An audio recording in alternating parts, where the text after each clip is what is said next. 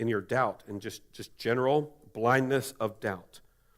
Maybe you're an intellectual person, or maybe you're not, and you just said, forget it all. This resurrection from the dead, it just seems like a fairy tale. This resurrection of the dead, it's just like, I can't believe that you're worshiping and singing all these songs and reading a Bible about all these like people that have wrote it and this, and it's just none of this makes sense. None of this makes sense. You just doubt. And I'm here to tell you, you can doubt, but your doubt doesn't mean the truth is not the truth.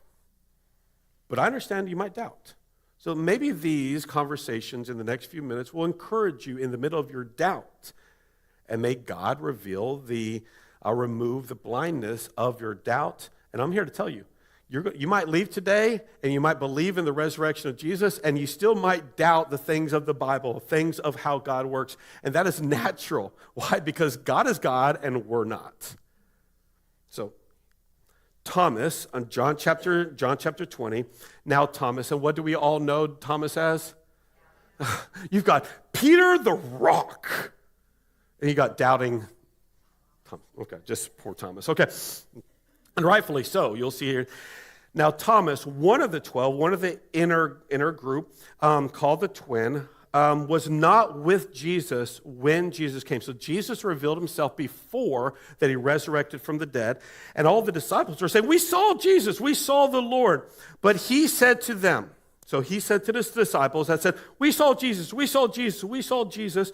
Kind of like what we do every Sunday. Jesus is alive, Jesus is alive, Jesus is alive. But maybe you are like Thomas, but says, unless I see, unless I experience, unless I see a sign, unless I see his hands, the mark of the nails, and place my finger into the mark of the nails, and place his hand into the side, I will never believe. I will never believe. Thomas is psycho. I mean, think about it. I'll never believe unless I put my hand into his side and touch his organs. I will never believe unless I just put my pinky finger into the holes of his wrists and his feet. It's just kind of psycho, right? It's like he is trying to call the bluff and say, unless I see and play with his body part stuff, I will not believe. It's just like Thomas is trying to push it off. Why? Because he's still grieving. And in his grief, he's caused some disbelief, even inside the disciples. 8 days later on, the disciples were again, or inside again, and Thomas was with them. Although the doors were what? Locked. So the disciples were hiding out, locking all the doors, and they didn't want the Romans to come in or the Jewish leaders to come in, so everything's locked.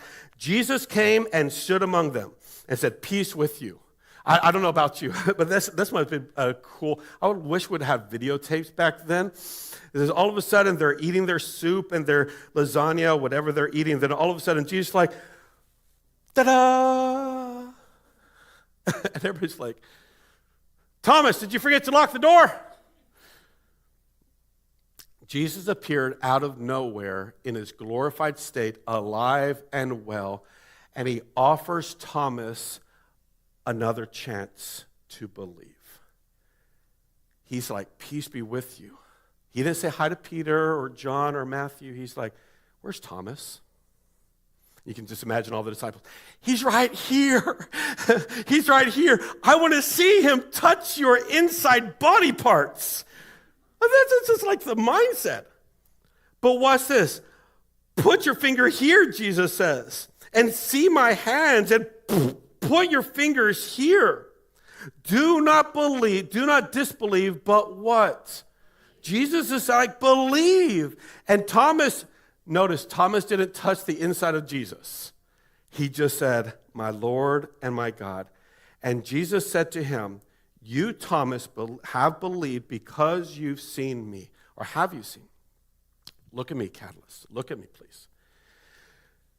This next sentence is for you who would believe. Have you seen, because you see me, blessed are those who have not what? Seen and yet believe. For those of us who have faith, and to the skeptics, you're like, but faith, that's for the cowards. And I'm here to tell you, I have more faith and you might not. And I'm here to tell you, my faith saves me in Jesus Christ. And I'm blessed because of it. Because I am not dead. I am alive in Christ Jesus. And I can stand assured that I don't have all the answers, but I know who does. And he's not a dead God that I follow. He's alive and well. So may it be said of you and me that if you doubt, it's okay. But don't disbelieve in what you know is true. And what you can know is true, number one, is believe and not doubt, knowing that there were eyewitness accounts. Real people who saw the resurrected Jesus. This wasn't just a fabricated thing by the 12. In fact, the 12 saw, but then at the same time, as it says in 1 Corinthians, that more than 500 people saw. So they were declaring this writing, declaring this teaching, declaring Jesus rose from the dead, the linchpin of Christianity, and they were shouting out, Jesus is alive.